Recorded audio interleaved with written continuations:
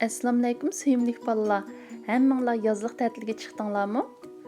Bu yozda go'zal tabiatning qo'ynida jiq xushalliqlar sizlarni kutib turyotidi. Lekin aranglarda cho'qim o'ying'ish har kuni yana chiroyli ona tilini unutib qolmay o'rganayotgan, elifbasini o'rganayotgan umoqlar bormi deyman. Bizmo ta'tilning tunji kundilar o'tishga harfimizni o'rganishni boshlayotdik. Birga o'rganaylikmi? Amsa ikkimiz A'ning so'zlarini deymiz. Kurash boshlasın. Amsa. Degina. Appa. Appa. Ben diye akka deymi? Appa ve akka. Ha. Değil mi? Ha, ikisi kapıydı şey. Ha. Anlatki sen geldiyse appa dedim ben akka dedim. Em sen imdeyse? Ha. At. Alma. Anlar. Asman. 60.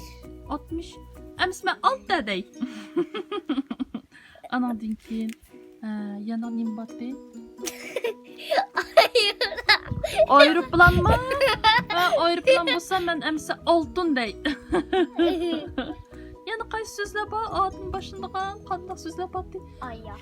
O ayak dedin emde men neyin tapsam bula bek çıktı devettik emmen bir Yeymen uftur vettim. Deprema. Sen depremse ha. Adam. Ben diyemedim yani kreşte ben uftur vettim. Ani vani Türken tani ahur mahur pemedir esves kikilkus bas. Kaysıran çıktı? Yeşil. Hem de yeşilde töt anıyız bugün eyleyin. Töt anıyız be. Ahır anıyız vettim. Hem de kaysı akal değil.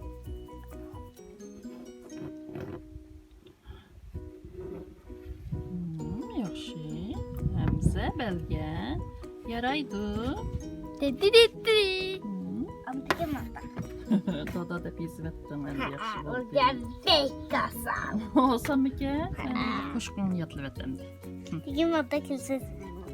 Oşta qıpıramdım. Hem maqul oşta qıpıram. 1, 2, 3.